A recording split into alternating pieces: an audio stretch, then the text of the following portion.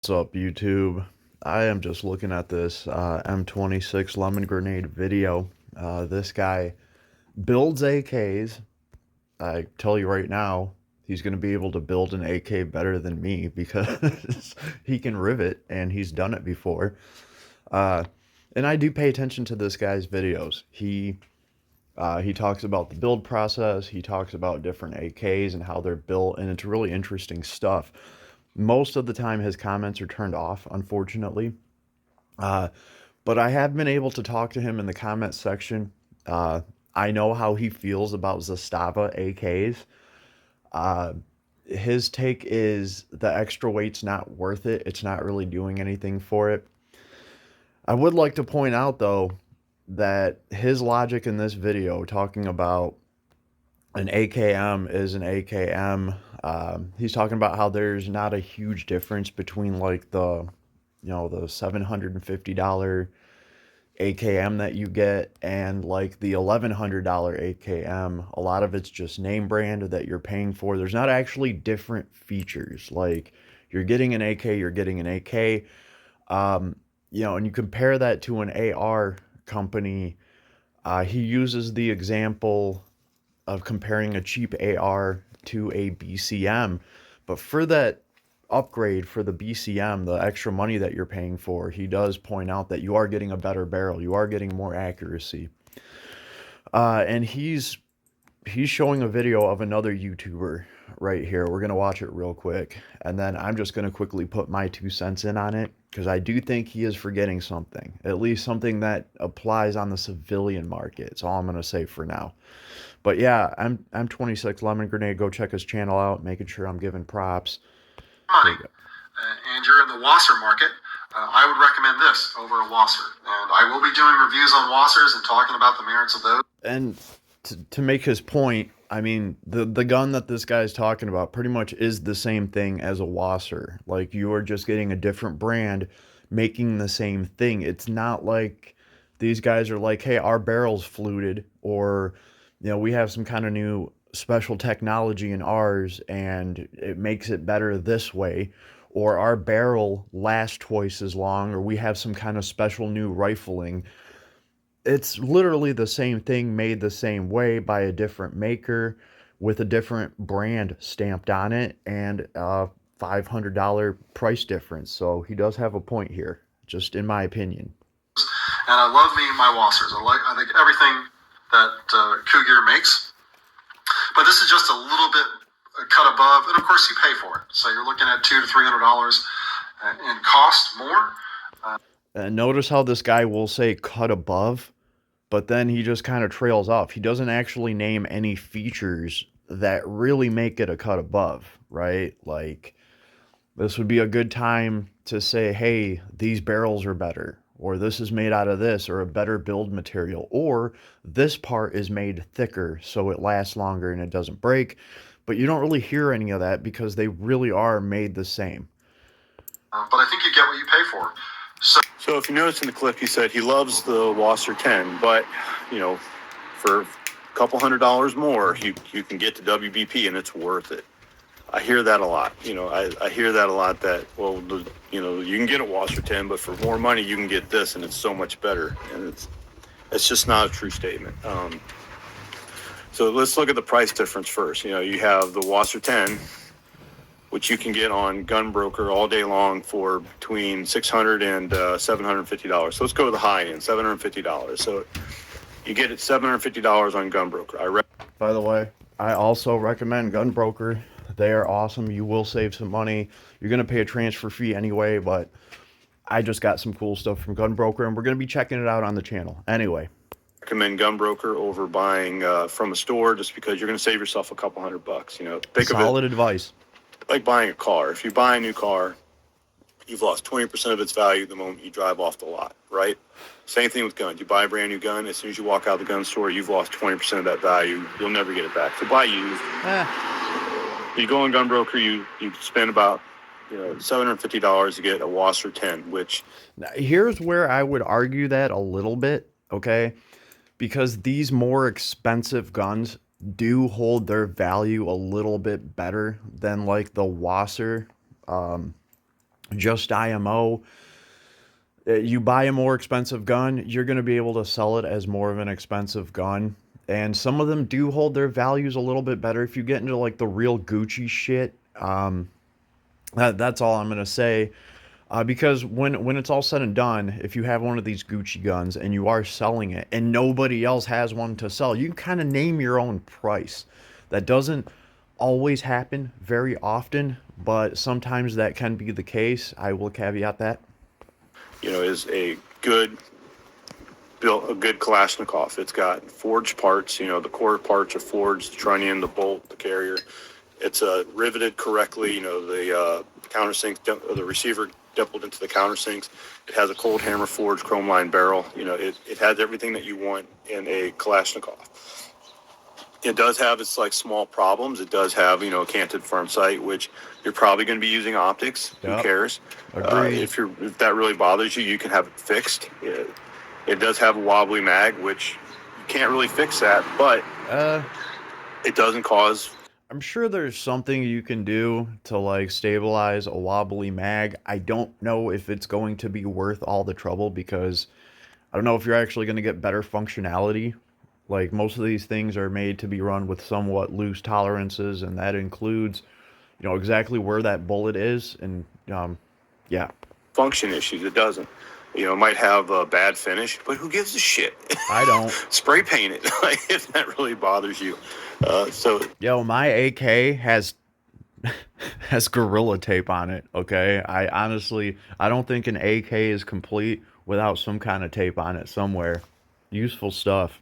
the Wasser 10, there's nothing wrong with it, and you're going to pay about $750 for it. Now, the Jack WBP is $1150, so you're talking a difference of $400. You're paying $400 more for that gun, and what are you really getting out of that gun? He's dropping a truth bomb right here.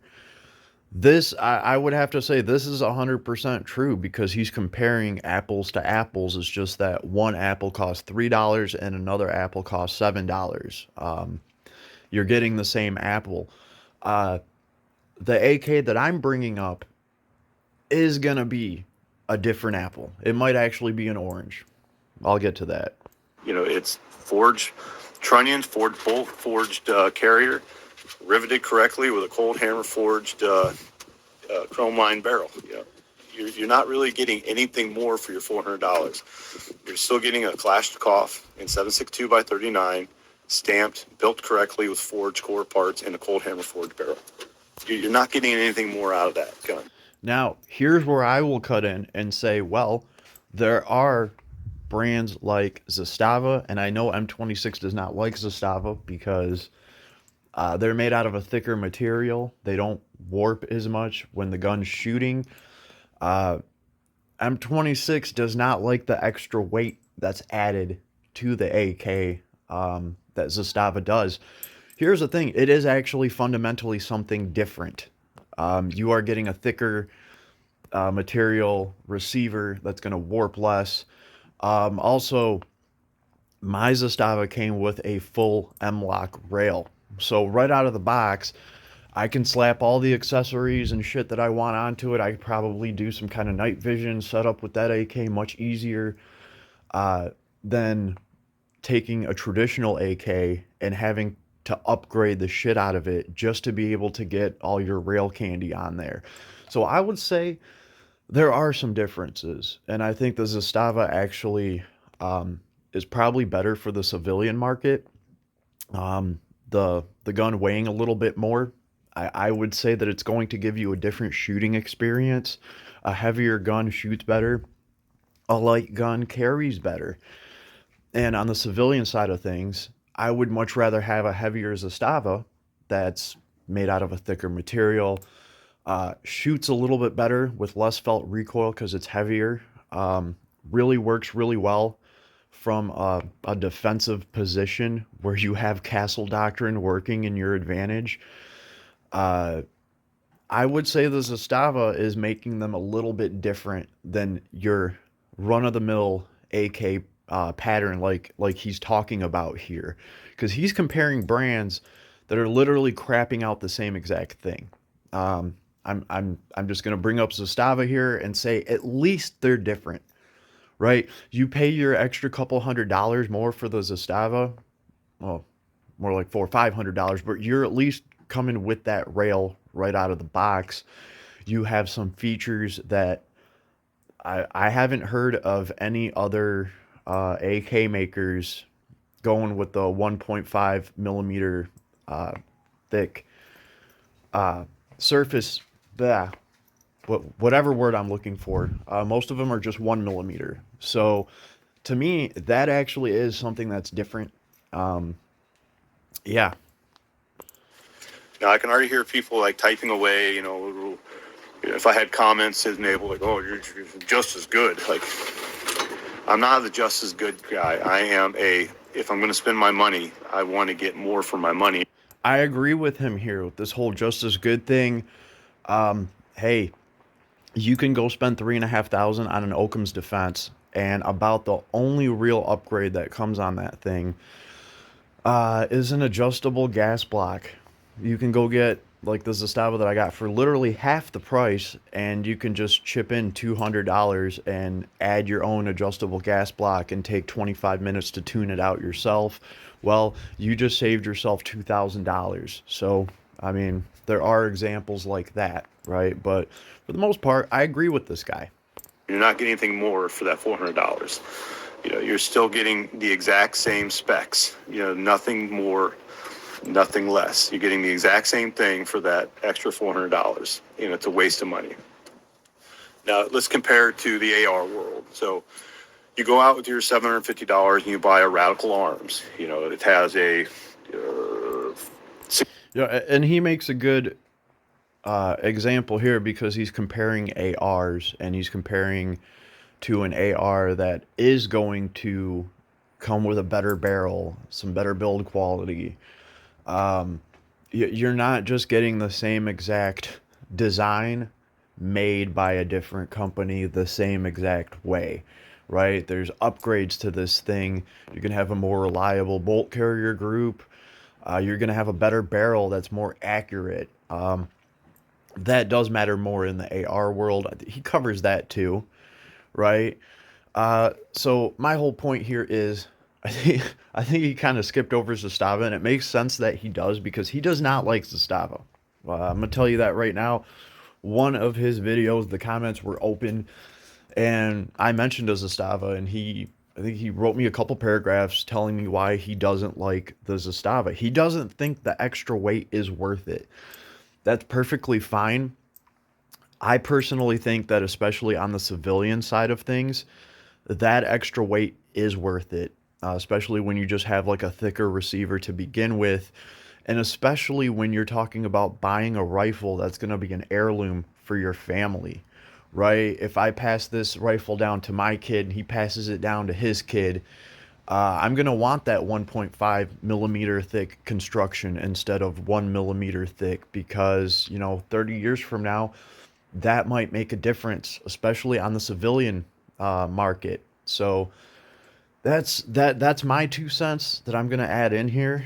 I know he doesn't really bring up Zastavas or talk about them that often because he doesn't really like them, but I think this is a good example of where if you actually look at what different AK manufacturers are offering, the Zastava build is actually different.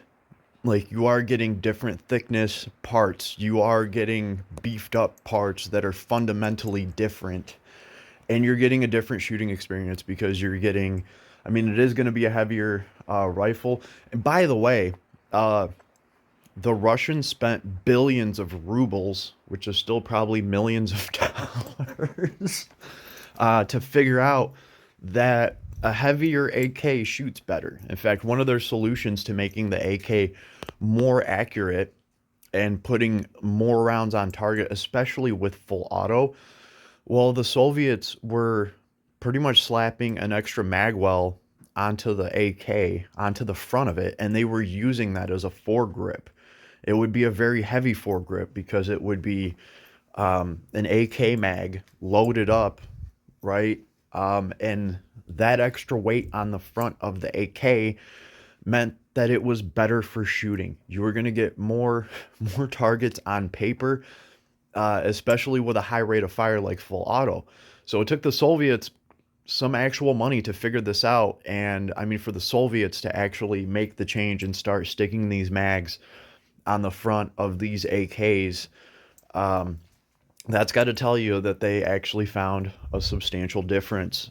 All right. And the way I'm looking at it is the Zastava is more front heavy, and they're going to shoot better, in my personal opinion, than one of the lighter AKs. Um, and this is just from my personal experience. I've shot other AKs, I've shot my Zastava. And of course, my Zastava comes with that full rail. You don't see a bunch of them out there in the wild, so a lot of people have not had a chance to shoot the Zastava uh, with the full rail on it. You might have seen it at a gun shop. You might have picked it up and held it, and then you say, "Whoa, this is heavy. This is heavier, compared to my other AK at home." But the fact of the matter is, you don't know how useful that is until you actually take it and shoot it. And a lot of people just haven't had the pleasure of doing that. So, yeah, I would say the Zastava is probably the one exception here to this list of AKs, because they actually have different features that feel different and perform different. So, aside from that, I agree with everything he's saying here, especially when you're comparing an AK, like I call them, and not to offend anybody here, but I call them basic bitch AK builds. It's the same AK no matter what manufacturer it's coming from. They're made to the same spec, just like he's talking about. Um, and that's personally why I went with the Zastava myself. So I did pay a little bit more for that. It is what it is. And yeah, hope you enjoy the video. I'm just kind of adding to this. I'm trying to slip the Zastava in here somewhere to kind of remind him, hey, those things do exist. I I know that you like to forget about them. They do exist, and they are actually the one exception to this video, that you're talking about these different AKs all being built the same. Well, it's because you're forgetting one, and I know why you're forgetting it, because you don't like the extra weight of the Zastava, but you got to give them some props. At least they're trying something different. Um, yeah, I don't know. Anyway, have an awesome day, everybody. And go check out M26 Lemon Grenade, especially if you want to learn more about building AKs. Again, that's just how I started this video. This guy definitely knows how to build AKs more than me and better than me. I can tell you that right now. So later, everybody, have an awesome day, and go check out his channel.